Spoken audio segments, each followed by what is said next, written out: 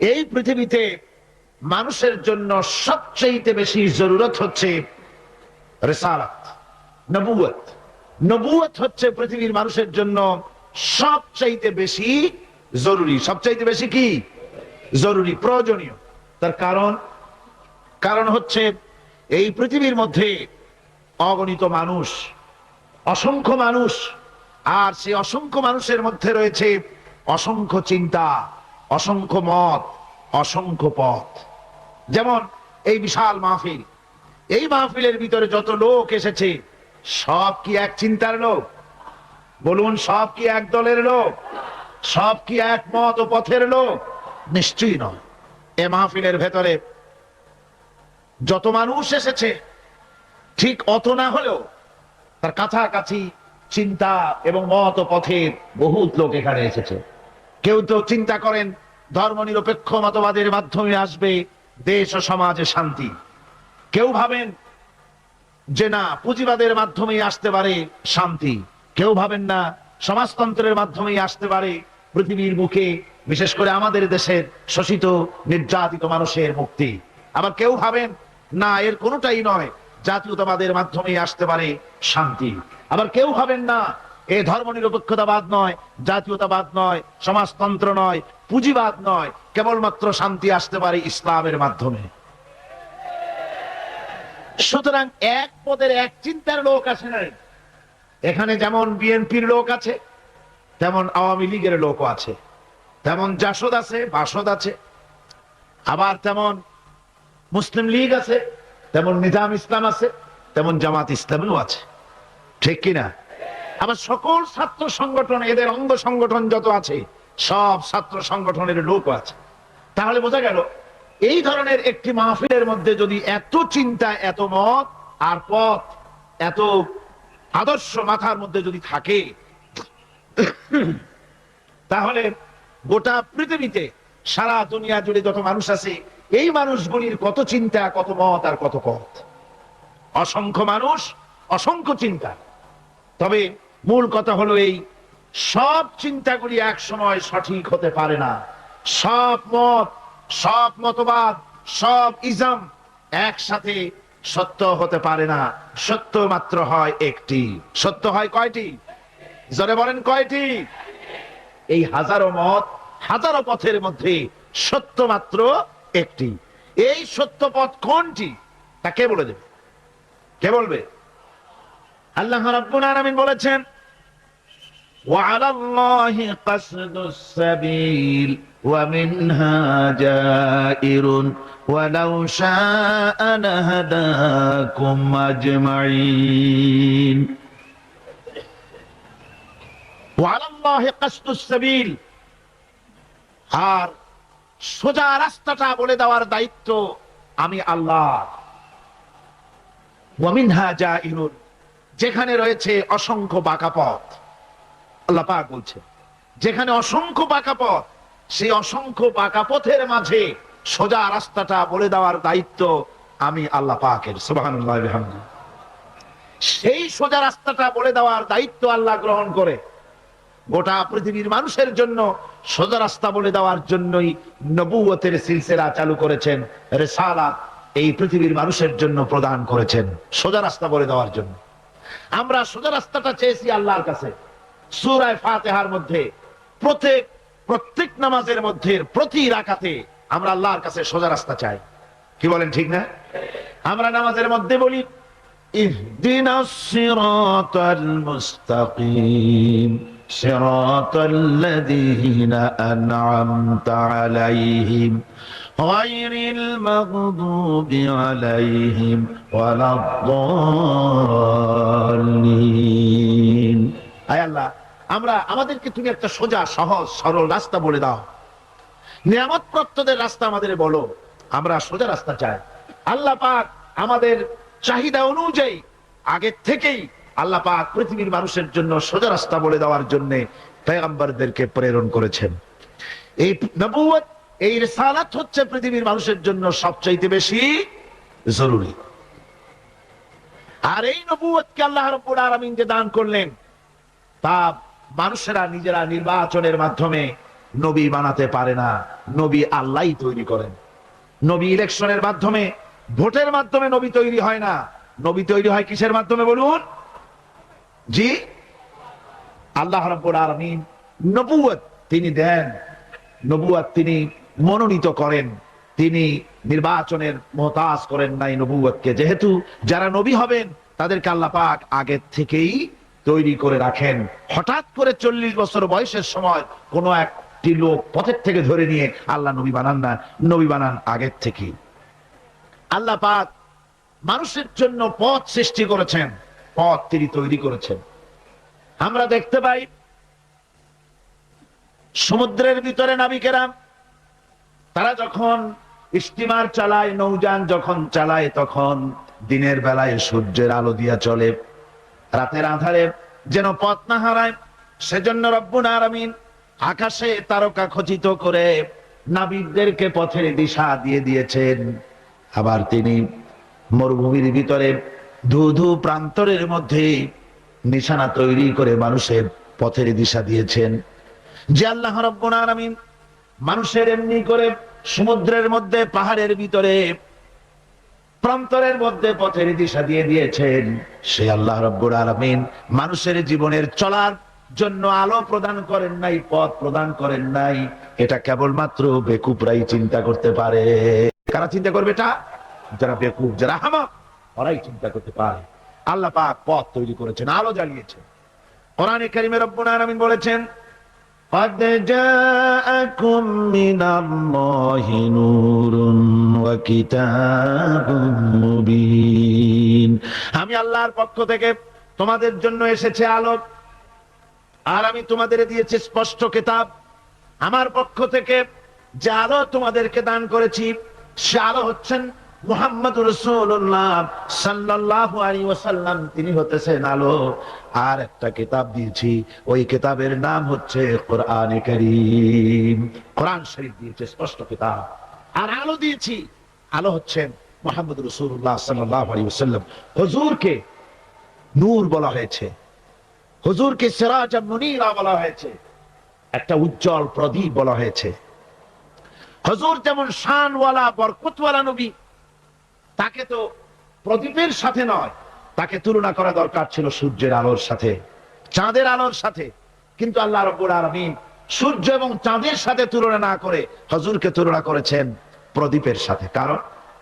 কারণ হচ্ছে সূর্যের আলো যতই প্রখর হোক, সূর্যের আলো যতই প্রচন্ড হোক, এই সূর্য কিয়ামত পর্যন্ত চেষ্টা করে নতুন আরেকটি ছোট্ট সূর্যের জন্ম দিতে পারবে না।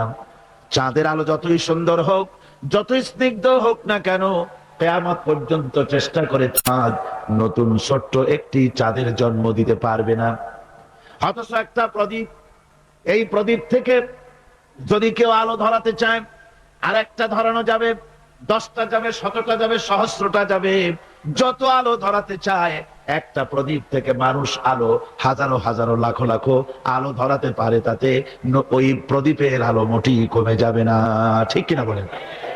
সুতরাং রাসূল পাক সাল্লাল্লাহু আলাইহি ওয়াসাল্লাম হচ্ছেন জ্ঞানের প্রদীপ। কিসের প্রদীপ? জ্ঞানের প্রদীপ। তার কাছ থেকে, আল্লাহ রাব্বুল আলামিনের কাছ থেকে এসেছে জ্ঞান।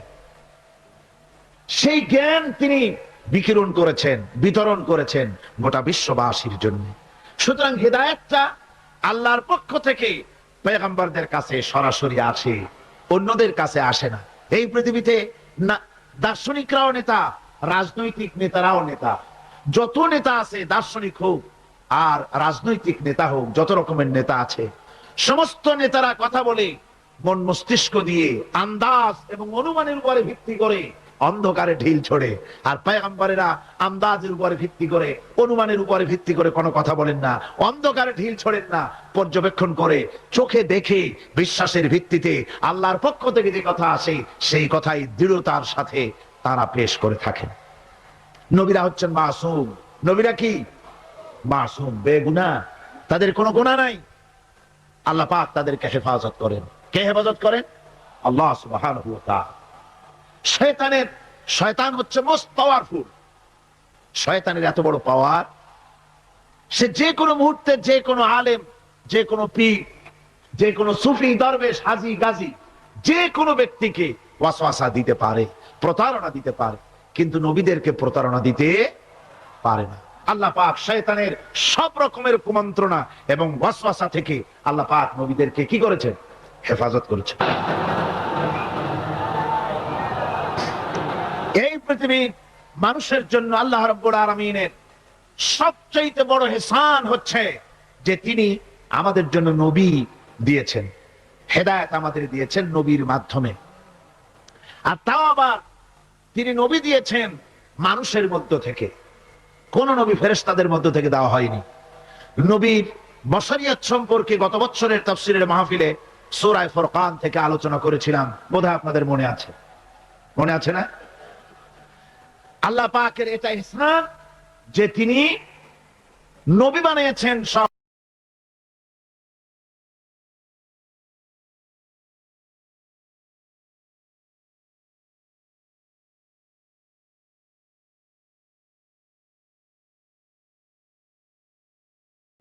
আমরা যত নেতাদের ইতিহাস জানি, জীবনী জানি, আমরা দেখেছি তাদের তাদের চরিত্র দুই রকমের, তাদের ক্যারেক্টার দুই রকমের। একটা হচ্ছে পার্সোনাল ক্যারেক্টার, আর একটা হচ্ছে পাবলিক ক্যারেক্টার। একটা মানুষের কাছে দেখাবার চরিত্র, আর একটা হচ্ছে ব্যক্তিগত চরিত্র, ঠিক কিনা? তারা বলে আমরা যা বলি সেইটা শোনো, আমি যা করি তা দেখতে যাও না। তাই হচ্ছে ওদের কথা। মুহাম্মদ রাসূলুল্লাহ সাল্লাল্লাহু আলাইহি ওয়াসাল্লাম হচ্ছেন সেই মহান নেতা যিনি বলেছেন, ও আমার সাহাবীরা, ও আমার স্ত্রীরা, তোমরা দিনের আলোতে আমার মধ্যে যা কিছু দেখতে পাও আর রাতের বেলায়ও যা কিছু আমার মধ্যে দেখতে পাও, সব কথাগুলি তোমরা মানুষের কাছে খুলে বলে দাও। সুবহানাল্লাহ। কোন ব্যক্তি আছে এমন যিনি বলতে পারবেন সাহস করে যে আমার জীবনের সব কথা মানুষের কাছে বলে দাও? কে বলতে পারবে? হযরতে আয়েশা সিদ্দিকা রাদিয়াল্লাহু তাআলা আনহার খেদমতে কিছু সাহাবায়ে কেরাম এসে বলেছিলেন, হুজুর, বলেছিলেন মা বলুন তো হুজুর সাল্লাল্লাহু আলাইহি ওয়াসাল্লামের চরিত্রটা কেমন? আপনি তো সবসময় কাছে বেশি থাকার সুযোগ পান, চরিত্র আপনারই ভালো জানার কথা, বলুন হুজুরের চরিত্র কেমন? হযরত আয়েশা বলেছিলেন, তোমরা কি কোরআন পড়তে জানো? তারা বললেন, হ্যাঁ আমরা কোরআন পড়তে জানি। হযরত আয়েশা বলেন, কোরআনে কারীম যদি পড়তে জেনে থাকো তাহলে রাসূল পাক সাল্লাল্লাহু আলাইহি ওয়াসাল্লামের চরিত্র জানার জন্য আমার কাছে কেন এলে? যেটা কোরআন শরীফে পড়েছো তার বাস্তব নমুনা যদি দেখতে চাও তাহলে আল্লাহর নবী মুহাম্মদুর রাসূলুল্লাহর দিকে তাকাও। তিনি হচ্ছেন কোরআনে কারীমের মুজাসসাম নমুনা। এই যে কোরআন, এটা কয় পারা? 30 পারা। এই 30 পারা কোরআনের বাস্তব চিত্র যদি কেউ দেখতে চায় তাহলে রাসূল পাক সাল্লাল্লাহু আলাইহি ওয়াসাল্লামের 23 বছরের নবুয়তের জীবন দেখুক। সুবহানাল্লাহ।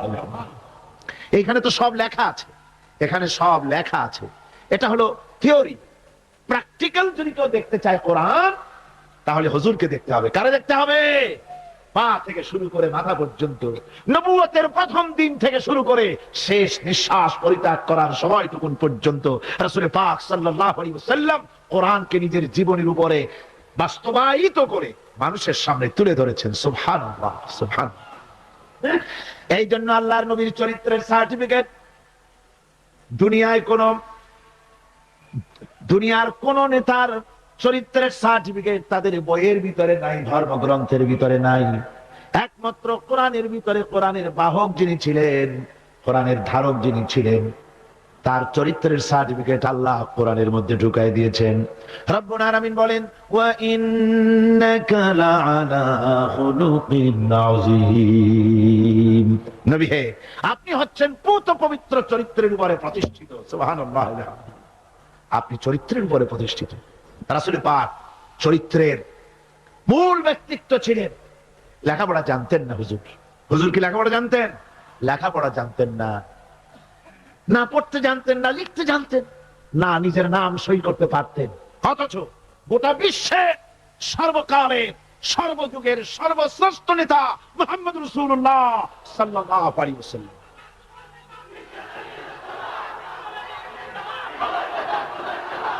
কেমন করে নেতা হলেন?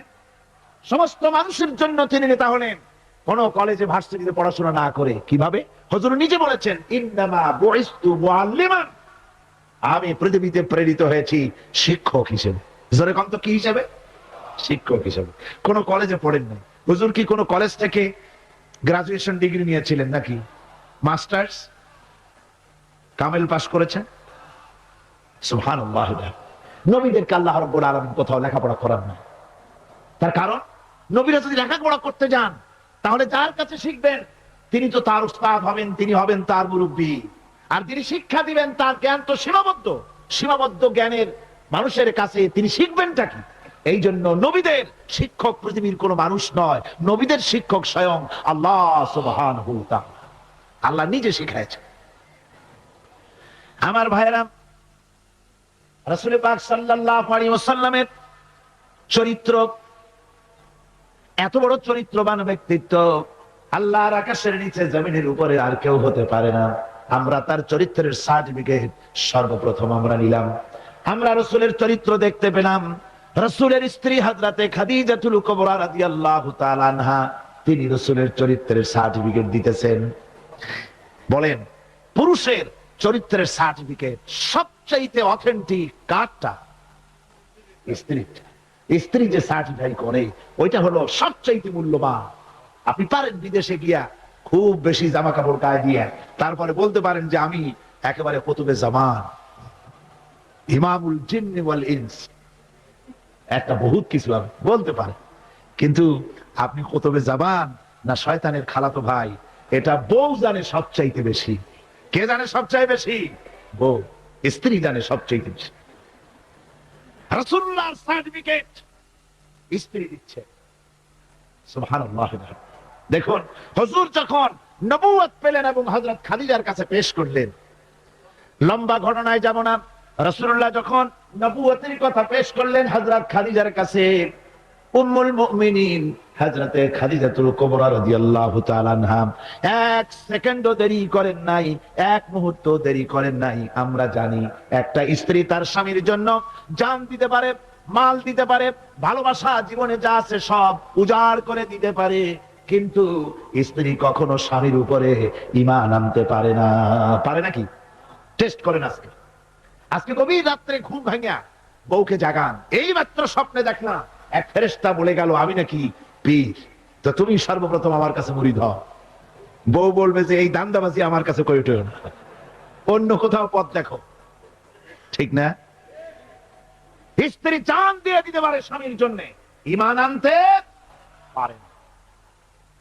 আল্লাহর নবী যখন নবুয়তের কথা হযরতে খাদিজার কাছে পেশ করলেন, হযরতে খাদিজা এক মুহূর্ত দেরি করেন নাই, এক সেকেন্ডও চিন্তা করেন নাই, সঙ্গে সঙ্গে মা খাদিজা পড়েছেন লা ইলাহা ইল্লাল্লাহু মুহাম্মাদুর রাসূলুল্লাহ। জোরে সোরে পড়েন লা ইলাহা, না না ওইটা লা ইলাহা, জোরে পড়েন লা ইলাহা।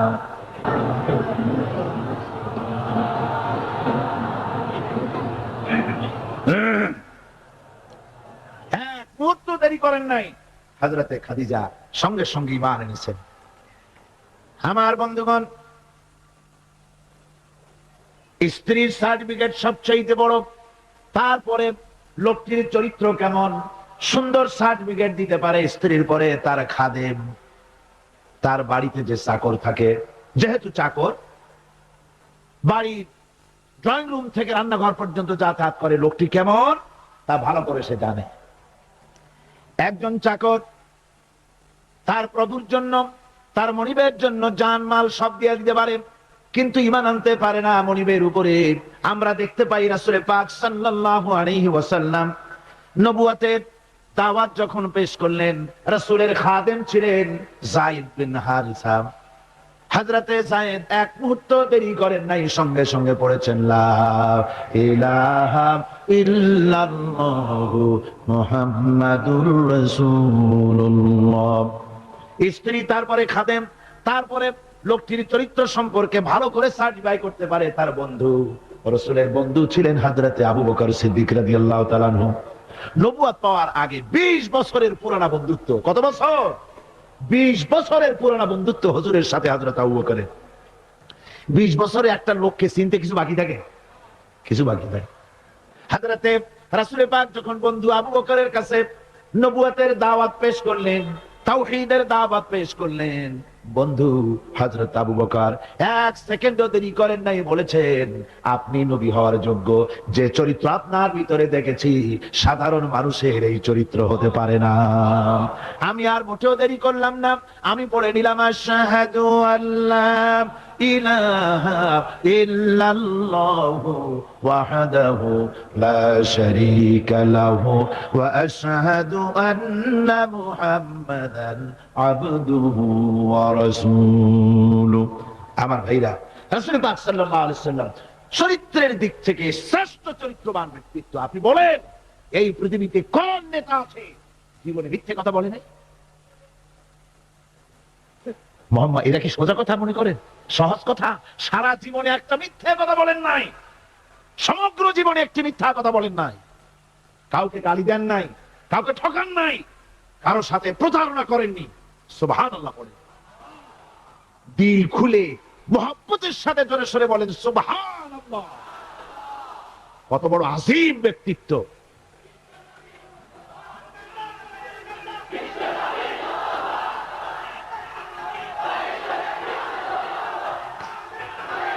রাসূল পাক সাল্লাল্লাহু আলাইহি ওয়াসাল্লাম সমগ্র বিশ্বের নেতা, ইমামুল মুত্তাকিন, ইমামুল মুরসালিন, সমগ্র পৃথিবীর মানুষের নেতা, জেনেদের নেতা, সবার নেতা। তাই তোমার নেতা আমার নেতা কে? জোরে বলেন, তোমার নেতা আমার নেতা কে?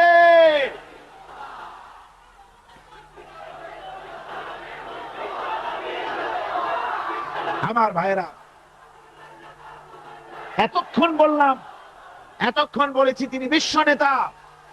এবার শুনুন, রাসূল একদিকে বিশ্ব নেতা, আর একদিকে বিশ্ব নবী। আর একদিকে কি নবী? এর আগে যত নবী এসেছেন সমস্ত নবীরা হলেন এলাকার উপরে নবী, ভাষার উপরে নবী, গোত্রের জন্য নবী, কবিলার জন্য নবী। আল্লাহ রাব্বুল আলামিন বলেন ওয়ালাকাদ আরসালনা নূহান ইলা কওমি। আমি নূহ আলাইহিস সালামকে লাকাদ আরসালনা নূহান ইলা কওমিহি, আমি নূহ আলাইহিস সালামকে তার কওমের জন্য নবী করেছি। শুআয়ব আলাইহিস সালামকে মাদিয়ানবাসীদের জন্য, হুদ আলাইহিস সালামকে তার গোত্রের জন্য, ঈসা আলাইহিস সালামকে বনি ইসরাইলদের জন্য, মুসা আলাইহিস সালামকে তার কওমের কাছে এমনি করে সমস্ত নবীদেরকে তার কওমের জন্যই আমি নবী করে পাঠিয়েছি। কিন্তু মুহাম্মদুর রাসূলুল্লাহ সাল্লাল্লাহু আলাইহি ওয়াসাল্লামকে বিশেষভাবে কোন কওমের জন্য আমি নবী করি নাই। সুবহানাল্লাহ। কোন খাস কওমের জন্য মুহাম্মদ সাল্লাল্লাহু আলাইহি ওয়াসাল্লাম নবী নন। তার সম্মান এই পৃথিবীতে সবচাইতে বেশি মর্যাদা কার? হুজুরের। আল্লাহর পরে যার মর্যাদা, আল্লাহর পরে যার মর্যাদা, তিনি হচ্ছেন বিশ্বনবী জনাব মুহাম্মদ রাসূলুল্লাহ সাল্লাল্লাহু আলাইহি ওয়াসাল্লাম। আমরা কোরআনে কারীমের মধ্যে দেখেছি, এই কোরআনে কারীমের ভিতরে আল্লাহ রাব্বুল আলামিন যত নবীদেরকে এই কোরআনে নাম উল্লেখ করেছেন, কোরআন শরীফে কতজন নবীর নাম আছে? 25 জন নবীর নাম আছে। এই 25 জন নবীদের মধ্য থেকে যারে যখন ইচ্ছে করেছেন আল্লাহ পাক নাম ধরে ধরে ডেকেছেন। ইয়া আদামু উসকুন আনতা ওয়া যাওজুকাল জান্নাহ, নাম ধরে ডাকলেন আদমকে। ইয়া ইয়াহইয়া খুযিল কিতাবা বিকুওয়া, হযরত ইয়াহইয়াকে ডাকলেন নাম ধরে। ইয়া যাকারিয়া, ইয়া নূহ। হযরত মুসা আলাইহিস সালামকে ডাকতেছেন ওয়া মা তিলকা বিয়ামিনিকা ইয়া মূসা। আবার যখন আল্লাহ রাব্বুল আলামিন মুসলমানদের জাতির পিতাকে ডাকার দরকার বোধ করলেন, কে মুসলমানদের জাতির পিতা? ভুল করবেন না যেন, আমাদের দেশের লোকেরা পেছ লাগায় ফেলাইছে, মিছিল করে, স্লোগান দেয় আমার নেতা, তোমার নেতা, অমুক ছাতা মাতা হাবিজাবি। মুসলমানদের জাতির পিতা আল্লাহ পাক ঠিক করে দিয়েছেন। কে ঠিক করেছেন? মিল্লাতা আবিকুম ইব্রাহিম ওয়া সাম্মাকুমুল মুসলিমিন। আল্লাহ পাক বলছেন দুনিয়ার সমস্ত মুসলমানদের পিতা, তোমাদের জাতির পিতা কে? হযরত ইব্রাহিম আলাইহিস সালাম। তোমরা আমদাতে একটা পথের থেকে ধরে নিয়ে ছাতা মাতা জাতির পিতা বানাইতে পারো না। তোমরা বানাতে পারো জাতির পিতা, কিন্তু ইসলামের কাছে তার জুতার পিতার কদর নাই।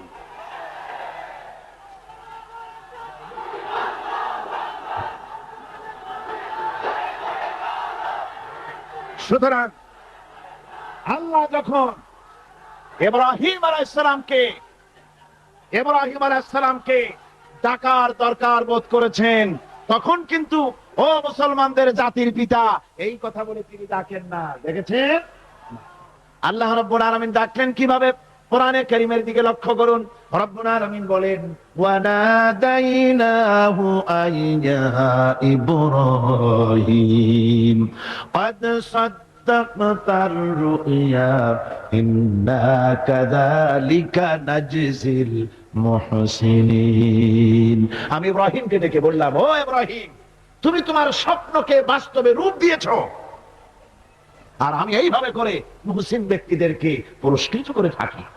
আল্লাহ পাক জাতির পিতা বলে ডাকলেন না, ইব্রাহিম নাম ধরে ধরে আল্লাহ পাক ডেকেছেন সব নবীদেরকে। কিন্তু গোটা কোরআন শরীফ, এই যে 30 পারা কোরআন, কোরআনে কারীমের প্রথম থেকে নিয়ে শেষ পর্যন্ত পড়ে দেখেন, ইয়া ইয়াহইয়া সে ইয়া জাকারিয়া, ইয়া মুসা, ইয়া ঈসা, এভাবে করে আছে, কিন্তু কোন জায়গায় ইয়া মুহাম্মদ, ইয়া আহমদ নাই।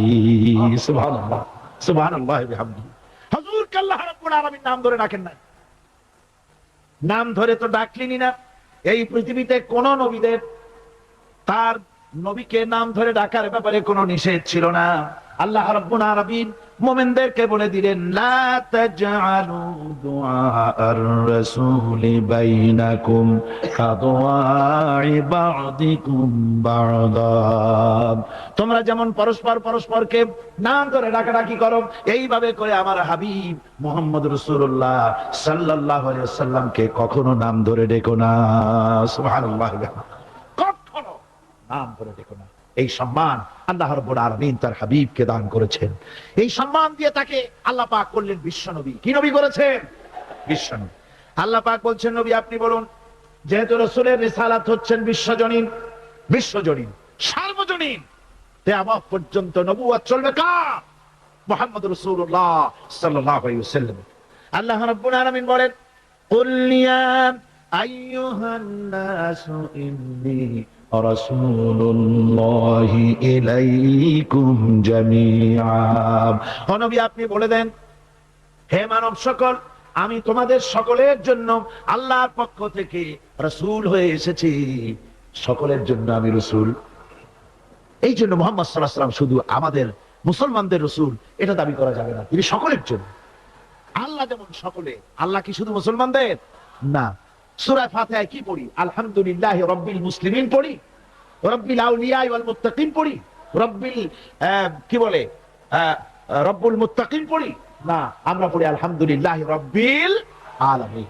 আল্লাহ হচ্ছেন সকলের জন্য, সকলের স্রষ্টা। আল্লাহ যেমন সকলের, আল্লাহ পাক বলেন আমি যেমন সকলের, আমার নবী বিশ্ব নবীকে বানায় দিলাম, ওয়া মা আরসালনাকা ইল্লা রাহমাতাল লিল আলামিন। আমি রব্বুল আলামিন আর আমার হাবিব হচ্ছেন রাহমাতুল লিল আলামিন। আমি সকলের স্রষ্টা আর আমার রাসূল সকলের জন্য রহমত। যারা বলেন সুবহানাল্লাহ, সকলের জন্য তিনি রহমত। আল্লাহ পাক বলেন, وما أرسلناك إلا كافة للناس بشيرا ونذيرا। আমি আপনাকে तमाम পৃথিবীর মানুষের জন্য সুসংবাদদাতা হিসেবে আর সতর্ককারী হিসেবে আপনাকে প্রেরণ করেছি, সকলের জন্য আপনি। আল্লাহ রাব্বুল আলামিন তার হাবিব সম্পর্কে বলেন, তাবারাকাল্লাযী نزل الفرقان على عبده ليكون للعالمين نذيرا। অতীব বরকতশালী সে আল্লাহ রাব্বুল আলামিন, যিনি তার বান্দার উপরে ফুরকান অবতীর্ণ করেছেন, যাতে করে তিনি তার কওমের কাছে দাওয়াত পৌঁছান। এ কথা বলা হয় নাই, লিয়াকুনা লিল আলামিনা নাযীরা, বিশ্ববাসীর কাছে যেন তিনি দাওয়াত পৌঁছাতে পারেন, আল্লাহর সম্পর্কে, জাহান্নাম সম্পর্কে ভীতি প্রদর্শন করাতে পারেন, জান্নাতের সুসংবাদ দিতে পারেন, হেদায়েতের দাওয়াত পৌঁছে দিতে পারেন। এই জন্য আমি রাসূলকে পাঠিয়েছি তামাম বিশ্বের সমস্ত মানুষের জন্য। সুবহানাল্লাহি ওয়া বিহামদিহি, তিনি সকলের জন্য। তার সম্মান আর মর্যাদা আল্লাহ রাব্বুল আলামিন এমন ভাবে পেশ করলেন, তার মর্যাদা এত বেশি, নবীর মর্যাদা এত বেশি, মুহাম্মদ সাল্লাল্লাহু আলাইহি ওয়াসাল্লাম যদি উম্মতের কোন ব্যাপারে যদি বলেন হ্যাঁ, অমনি উম্মতের জন্য তা হালাল হয়ে যায়। সুবহানাল্লাহ বলেন, কি আছে এমন যে তার মুখের কথাই কোন পরামর্শের ধার ধারে না? মুখের কথাটা কি? আইন। রাসূল যদি বলেন হ্যাঁ, উম্মতের জন্য কি হয়? হালাল। রাসূল বলছেন না, উম্মতের জন্য কি হয়ে গেল? হারাম হয়ে গেল। সুবহানাল্লাহ। এটা হচ্ছে আল্লাহ তার রাসূলকে লেজিসলেটিভ পাওয়ার, আইন তৈরি করার অধিকার আল্লাহ তার হাবিবকে দিয়েছেন। রাসূল ছিলেন শারে, শরীয়ত প্রণেতা। হালাল হারামের সীমারেখা কোরআনে যা আছে এতগুলি শেষ নয়।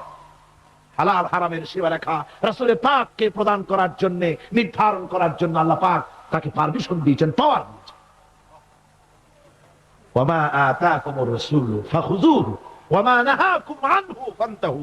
এই আয়াত দিয়ে প্রমাণিত হয় রাসূল তোমাদের জন্য যা দেন তা গ্রহণ করো, যা নিষেধ করেন তার থেকে বিরত থাকো, ফিরে থাকো। রাসূল পাক সাল্লাল্লাহু আলাইহি ওয়াসাল্লামের ইজ্জত সম্মান এভাবে আল্লাহ দান করলেন। হ্যাঁ বললে হালাল হয়ে যায়, না বললে হারাম হয়ে যায়। রাসূলের মর্যাদা এত বেশি, তিনি যদি পথ চলেন, পা উঁচু করলে আর শাযিম পর্যন্ত চলে যান।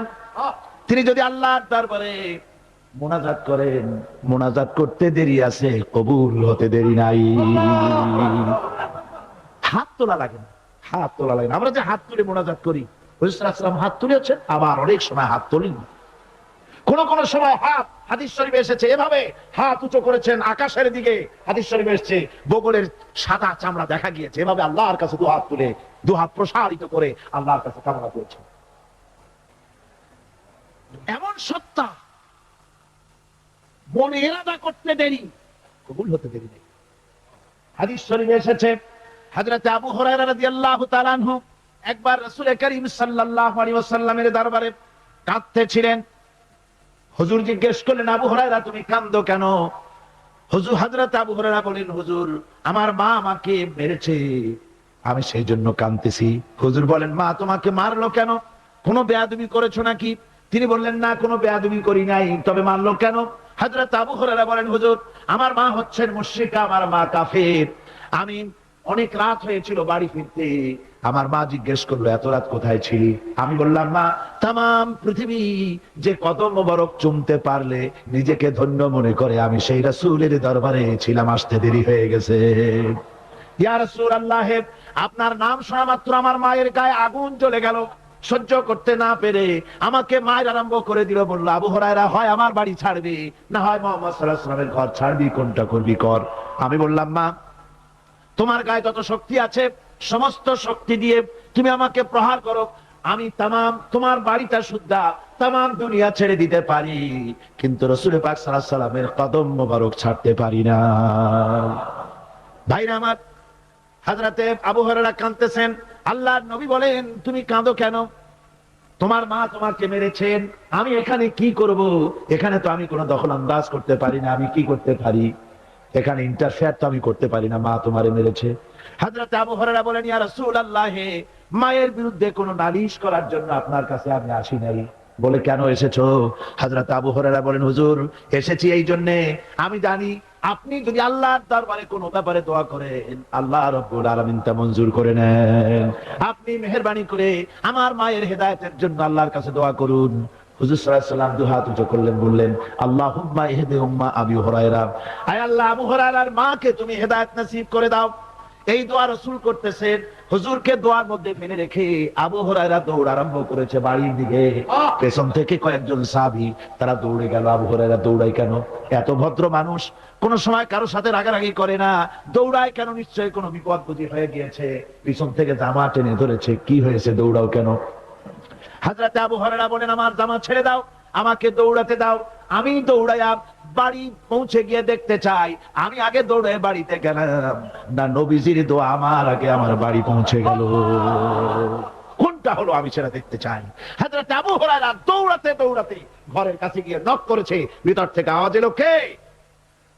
হযরত আবু হুরায়রা বললেন, মা আমি ফিরে এসেছি। মা বলছেন, বাবারে অপেক্ষা কর, দরজা খুলতেছি। হযরত আবু হুরায়রা বলেন, মায়ের গলার আওয়াজের মধ্যে শিরকিয়াতের কর্কশতা পেলাম না, মায়ের গলার আওয়াজের মধ্যে তাওহীদের নরমিয়াত পেলাম। আমার মনে হলো রাসূলুল্লাহর তীর তার নিশানায় পৌঁছে গেছে। কিছুক্ষণ পর মা আমার বেরোলেন। মাথার চুল দিয়া পানি পড়তেছে, বুড়া মানুষ। মা আমার কাছে এসে বলল, বাবা তোমাকে মারার পর আমি বড় অনুতপ্ত হয়েছি, মনে মনে অনুশোচনা করেছি, আরে আমার ছেলে তো কোনো খারাপ জায়গায় যায় নাই, কোনো খারাপ মানুষের কাছে যায় নাই, মারলাম কেন? বড় অনুতপ্ত হয়ে গেছি আমি, এই অনুশোচনা করে আমি এই মাত্র গোসল করেছি, আমাকে নিয়ে চলো তুমি বিশ্ব নবী রাসূলুল্লাহর দরবারে। আমার ভাইরা, রাসূল পাক সাল্লাল্লাহু আলাইহি ওয়াসাল্লাম আল্লাহর নবী এমন এক মহান সত্তা ছিলেন যে তিনি দোয়া আল্লাহর দরবারে হাত উঁচু করতে দেরি আছে, কিন্তু দোয়া কবুল হতে দেরি নাই। হিজরত করে মদিনায় এসেছেন, নামাজ পড়তে দিল চায়, কাবা শরীফের দিকে ফিরে যদি নামাজ পড়তে পারতাম দিলটা বড় ভালো লাগতো, কিন্তু হাত উঁচু করে মোনাজাত করতেছেন না, আল্লাহর কাছে বলতেওছেন না যে আল্লাহ তুমি আমার কিবলাটা বাইতুল মুকাদ্দাস থেকে ফিরাইয়া মক্কা শরীফে বাইতুল্লাহর দিকে ফিরাই দাও, মুখেও বলতেছেন না, মনেও না, শুধু আকাশের দিকে বারবার তাকাচ্ছেন, মোনাজাত করেন নাই, মনে মনে আশা পোষণ করতেছেন যদি এমন একটা ওহী নাজিল হয়ে যেত। আল্লাহ রাব্বুল আলামিন সঙ্গে সঙ্গে রাসূল যোহরের নামাজ পড়তেছিলেন, 2 রাকাত পড়া হয়ে গেছে, এমন সময় ওহী নাজিল হয়ে গেল, কাদ নারা তাকাল্লুবা ওয়াজহিকা ফিস সামা। ও নবী, আমি দেখতে পেয়েছি বারবার আপনি আকাশের দিকে তাকাচ্ছেন। সুবহানাল্লাহ, আমি দেখতে পেয়েছি। فلنولينك قبلة ترضاها فول وجهك شطر المسجد الحرام। আপনার মনের আশা পুরো হয়ে গেছে, এক্ষুনি আপনার কিবলা পরিবর্তন করুন। হুজুর 2 রাকাত পড়েছিলেন বাইতুল মাকদাসের দিকে ফিরে, বাকি 2 রাকাত তিনি মক্কা শরীফের কাবা শরীফের দিকে ফিরলেন। আজ পর্যন্ত সেই মসজিদ আছে, সাক্ষ্য দিচ্ছে নবীর কথা কিভাবে মঞ্জুর হয়। মসজিদে কিবলা তাই মদিনা মুনাওয়ারায় সেই মসজিদ আজ আছে। ভাইরা আমার, রাসূল পাক সাল্লাল্লাহু আলাইহি ওয়াসাল্লাম এত বড় মর্যাদা সম্পন্ন ব্যক্তিত্ব, মহান ব্যক্তিত্বের উম্মতের মধ্যে আল্লাহ আমাদের শামিল করেছেন। শুকরিয়া স্বরূপ আমরা পড়ি আলহামদুলিল্লাহ। জোরে সোরে পড়েন আলহামদুলিল্লাহ। আমার ভাইরা, মর্যাদা এত বেশি আল্লাহ রাসূলকে আল্লাহ রাব্বুল আলামিন দান করেছেন। এই পৃথিবীতে কোন মানুষের সঙ্গে যদি আপনি বেয়াদবি করেন, তিনি আপনার বাপ হোক, তিনি আপনার মা হন, অথবা আপনার উস্তাদ হন, অথবা আপনার পীর হন, যে কেউ হোক না কেন, কারো সঙ্গে যদি কোনো বেয়াদবি হয়ে যায় তো শুধু একটা বেয়াদবি ছাড়া আর কিছুই না। কিন্তু নবীজির সঙ্গে যদি কেউ বেয়াদবি করে, সেটা শুধু বেয়াদবি থাকে না, কুফরি হয়ে যায়। কি হয়ে যায়? কুফরি হয়ে যায়। রাসূলুল্লাহকে কেউ তাওহীন করলে, অসম্মান করলে, সমালোচনা করলে কাফের হয়ে যায়। যারা বলেন কি হয়ে যায়? কত বড় মর্যাদা। রাসূল পাক সাল্লাল্লাহু আলাইহি ওয়াসাল্লাম, তার সামনে সাহাবায়ে কেরাম বসা, হুজুর কথা বলছেন, সাহাবায়ে কেরাম তারাও কথা বলছেন। কথা বলতে বলতে এক পর্যায়ে সাহাবীদের গলার আওয়াজ বড় হয়ে গেছে, হুজুরের গলার আওয়াজ শোনা যায় না, সাহাবীদের গলার আওয়াজটা বড় হয়ে গেল। আল্লাহ রাব্বুল আলামিন এতটুকু বরদাস্ত করলেন, আমার নবীর গলার আওয়াজের চাইতে তোমাদের আওয়াজ বড় হলো কেন? সঙ্গে সঙ্গে ওহী নাজিল হয়ে গেল।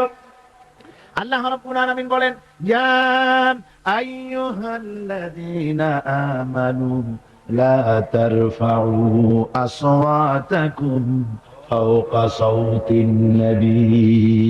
ও বিশ্বাসীরা, খবরদার, তোমরা যারা ঈমান এনেছো শোনো, তোমাদের গলার আওয়াজ যেন আমার নবীর গলার আওয়াজের চাইতে বড় না হয়ে যায়। যদি তা হয়, আনতাহবাতা আমাল, জীবনের সমস্ত ভালো কাজগুলি আমি আল্লাহ বরবাদ করে দেব। আজ পর্যন্ত এই আয়াতে কারিমা রাসূল পাক সাল্লাল্লাহু আলাইহি ওয়াসাল্লামের রওজায়ে আতহারের সামনে সবুজ সাইনবোর্ডের উপরে সোনার অক্ষর দিয়ে এই আয়াতে কারিমা লেখা রয়েছে। সুবহানাল্লাহ। সর্বকালের, সর্বযুগের সর্বশ্রেষ্ঠ মহামানব, সর্বশ্রেষ্ঠ বিশ্ব নবী, আল্লাহর পরে যার মর্যাদা, তিনি হচ্ছেন মুহাম্মদ রাসূলুল্লাহ সাল্লাল্লাহু আলাইহি ওয়াসাল্লাম। তার অনুসরণ করা ইবাদত, তার অনুসরণ করা কি? আর তার নাফরমানি করা কুফরি। আল্লাহ রাব্বুল আলামিন বলেন, নবী আপনি বলুন, কুল ইন কুনতুম তুহিব্বুনাল্লাহ ফাত্তাবিউনি ইউহিব্বুকুমুল্লাহ ওয়া ইয়াগফির লাকুম যুনুবাকুম ওয়াল্লাহু গফুরুর রহিম।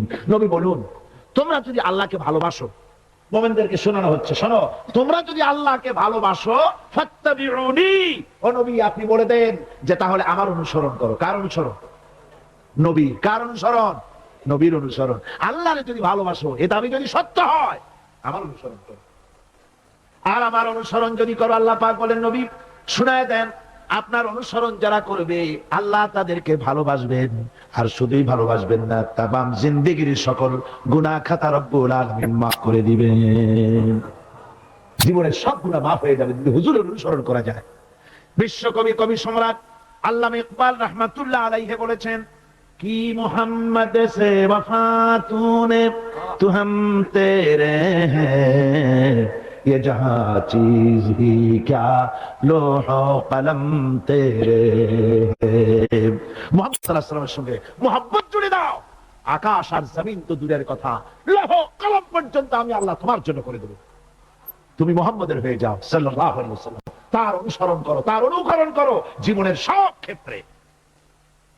ভাইরা আমার, তিনি হচ্ছেন আদর্শ। ভালো করে শুনুন, এই পৃথিবীতে কোন পীর সাহেব, কোন খাজা বাবা, কোন মাওলানা সাহেব, তার অন্ধ অনুকরণ করা যাবে না। যাবে চোখ বুঝে, চোখ বুঝে, বিনা প্রশ্নে, বিনা তর্কে যার অনুসরণ করতে হবে তিনি হচ্ছেন মুহাম্মদ রাসূলুল্লাহ সাল্লাল্লাহু আলাইহি ওয়াসাল্লাম। বিনা প্রশ্নে। কোন পীর সাহেব বললেন সকালবেলায় 10,000 বার আল্লাহু আল্লাহু করো, আল্লাহ আল্লাহ আসতে হু জোরে, অথবা লা ইলাহা ইল্লাল্লাহ 500 বার জিকির করো, লা ইলাহা আসতে ইল্লাল্লাহ জোরে। আর ইল্লাল্লাহ কোন কোন মুরিদরা তো এত জোরে করে তাতে কলব থাকলেও পারে, গেলেও পারে। আপনি ওই পীর সাহেবের কথা মতো এই জিকির করবেন, আপনাকে দেখতে হবে রাসূল পাক সাল্লাল্লাহু আলাইহি ওয়াসাল্লাম এইরকম জিকির করেছেন কিনা। ঠিক কিনা বলুন? সাহাবায়ে কেরাম রিদওয়ানুল্লাহি তাআলা আলাইহিম আজমাইন তারা এরকম জিকির করেছেন কিনা। যদি রাসূল এরকম জিকির করে থাকেন, সাহাবায়ে কেরাম এরকম জিকির করে থাকেন, অবশ্যই সেই জিকির আমরা করব। ঠিক কিনা? অন্ধভাবে কাউকে গ্রহণ করব না। কেউ পাগড়ি বাঁধলো, পেছনটা 6 হাত লম্বা রাখলো, আমার পীর সাহেব, সেই জন্য আমি বুঝি আমিও 6 হাতের জায়গায় বরকতের জন্য 12 হাত একেবারে লম্বা করে টানতে টানতে আসবে রাস্তার উপর, এরকম করব না। জামাটা কেমন হবে, মোষটা কেমনে কাটবো, দাড়িটা কিভাবে রাখবো, টুপিটা কিভাবে লাগাবো, খানা কিভাবে খাবো, তারপরে কিভাবে কি করব আর না করব, সবটার মানদণ্ড হচ্ছেন কে? উসওয়া হাসানা। লাকাদ কানা লাকুম ফি রাসূলিল্লাহি উসওয়াতুন হাসানা। গ্রহণযোগ্য একমাত্র মহত্তম আদর্শ হচ্ছে তোমাদের রাসূল। তাকে দিয়ে গ্রহণ করতে হবে। পায়ের নখটা কেমনে কাটবে, মাথার চুলটা কেমনে কাটবে, আদর্শ হচ্ছে মুহাম্মদ রাসূলুল্লাহ সাল্লাল্লাহু আলাইহি ওয়াসাল্লাম। ওই রাসূলের অনুকরণ করে কোন পীর সাহেব, কোন মাওলানা সাহেব যদি বলে, তাহলে তাকে অনুসরণ করা যাবে। তবে মিলাই দেখতে হবে যে কথা ঠিক আছে কিনা, উনি যা বলছেন, উনি যা করছেন ওইটা ঠিক আছে কিনা। তাহলে তা না হলে ধোকায় পড়ে যেতে হবে। কিসে পড়তে হবে? ধোকায় পড়ে যেতে হবে। আজকাল তো নানান রকম বাইর হয়েছে, বুঝলেন না? নামের আগে সৃষ্টি লাগায় দেয়। ওই যে ঢাকার কাছে এক জায়গায় একটা সদরদ্দি সৃষ্টি হলো, তারপরে তাকে উঠাই দেওয়ার জন্য কত সংগ্রাম হলো, কত মানুষ মরলো। আপনার পত্রিকা পড়েন নাই? সে বলেছে রোজা না রাখলে চলবে, ইফতার আসরের সময় করলে হবে, আর রোজার দিন দুপুরের সময় সিগারেট খাইলে অসুবিধা নেই, বুঝলেন? যশোরে গেলাম, সেখানে শুনলাম সেই পাকিস্তানা বলে এক পীর নাকি আসছিল, এসে বলে গেছে ভাই আসল পর্দা মনের পর্দা, এর থেকে বাইরের কোনো পর্দা না। লোক দেখা না পর্দারা করে লাভ কি, আসল পর্দা মনের পর্দা। তারপরে মনে মনে নামাজ পড়ো, মনে মনে রোজা রাখো, মনে মনে হজ করো, যাকাত দাও, মনটা সাফ হয়ে গেলে তোমার আর কোনো অসুবিধা নাই। এই মনের পীর আসলো, আমি সেই এলাকায় গেলাম, যাই শুনি এই রকমের কাম করছে। আমি বললাম ওই লোকটা যদি আবার আসে আম গাছের সাথে বাঁধতে থিও। তারপরে সে যখন বলবে যে আমার তো পেশাব পায়খানা করা লাগবে, আমারে ছাড়ো, তোমরা বলবা যে না ছাড়া যাবে না। মনে মনে যদি নামাজ পড়া যায়, মনে মনে পেশাব পায়খানা করবে। যদি বলে আমার ক্ষুধা লাগছে অথবা পানি পান করবো, তৃষ্ণা লেগেছে, বলতে হবে মনে মনে যদি রোজা রাখা যায় তো মনে মনে খাওয়া দাওয়ার কামটা সারিয়ে নেন মেহেরবানি করে। এই ধরনের কিছু সংখ্যক লোক বেরিয়েছে যাদেরকে লোকেরা সাহাবীদের চাইতে, নবীদের চাইতেও বড় মনে করে।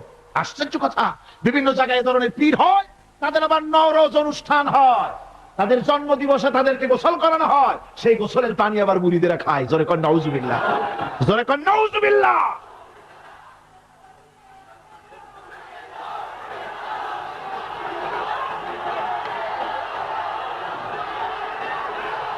আমার ভাইয়েরা, পীর সাহেবের গোসল করা পানির ভিতরে মুসলমানদের জন্য কোনো বরকত নাই। আছে কোনো বরকত? প্রশ্নে ওঠে না। তার শরীরের কত জায়গা ধুয়ে পানি পড়তেছে, আর সেইটা মুরিদরা খায়। লজ্জা নাই, শরম নাই, ঘৃণা পর্যন্ত নাই। খুলনার এক এলাকা আছে, এক পীর সাহেব, তার মুরিদরা তার পায়ের বুড়ো আঙ্গুল চষে, চুষতে চুষতে প্রায় ঘা বানায় ফেলেছে। তা আমি মুরিদদের জিজ্ঞেস করলাম যে তোমরা এরকম পা আঙ্গুল চষো কেন? কয় যে হুজুরের মারেফত পায়ের আঙ্গুল দিয়ে পেটের মধ্যে ঢুকবে সেই জন্য। কি কি ধরনের খোরাফাত, কি বিদআত! রাসূল পাক সাল্লাল্লাহু আলাইহি ওয়াসাল্লাম যা করেন নাই, সাহাবায়ে কিরাম যা করেন নাই, সেগুলি চালু হয়ে গেছে সমাজে। এর থেকে বাঁচতে হবে।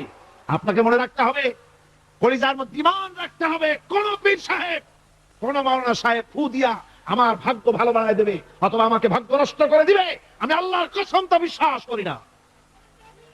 আমার ভাগ্য,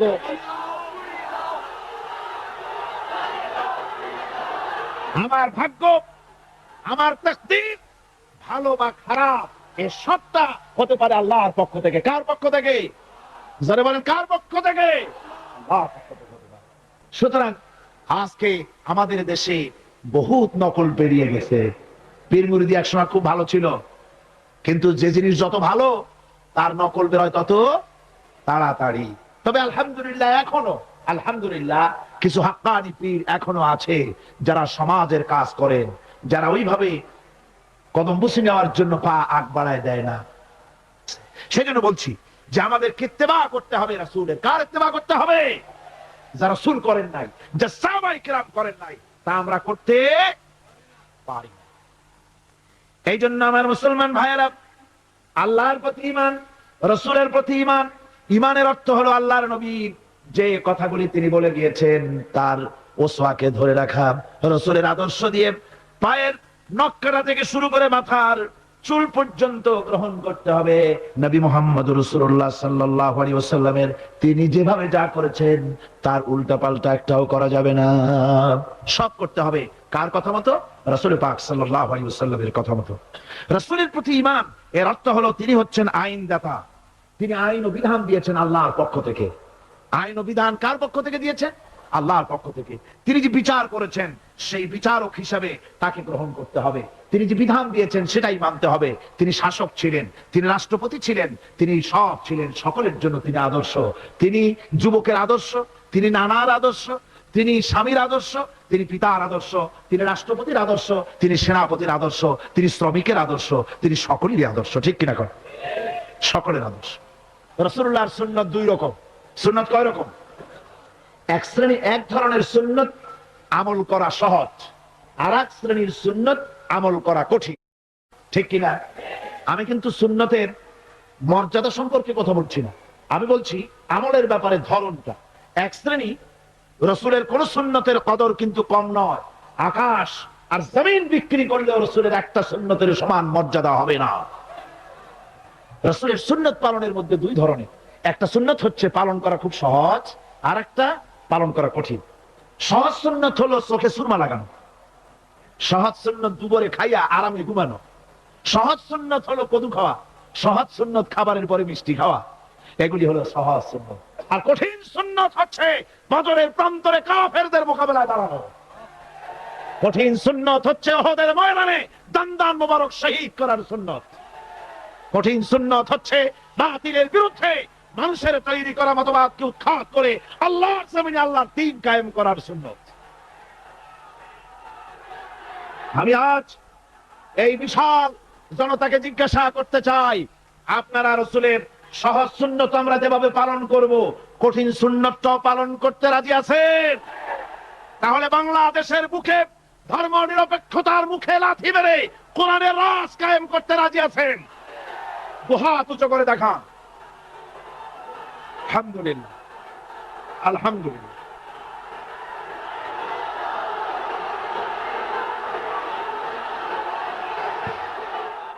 اللهم آمين. ربنا ظلمنا أنفسنا وإن لم تغفر لنا وترحمنا لنكونن من الخاسرين. ربنا لا تزغ قلوبنا بعد إذ هديتنا وهب لنا من لدنك رحمة إنك أنت الوهاب. رب العالمين গভীর রাত পর্যন্ত তোমার বান্দারা বান্দিরা দীর্ঘক্ষণ ধরে আমরা তোমার কোরআনের কথা শুনেছি। আল্লাহ তুমি দয়া করে মেহেরবানি করে সওয়াবটুকু জনাবে মুহাম্মদ রাসূলুল্লাহ সাল্লাল্লাহু আলাইহি ওয়াসাল্লামের রূহ মোবারকে পৌঁছে দাও। সারা জীবন ধরে যত গুনাহ আমরা করেছি আল্লাহ তোমার কাছে বিনীতভাবে মাফ চাই, আমাদের জিন্দেগির গুনাহ খাতা মাফ করে দাও রব্বুল আলামিন।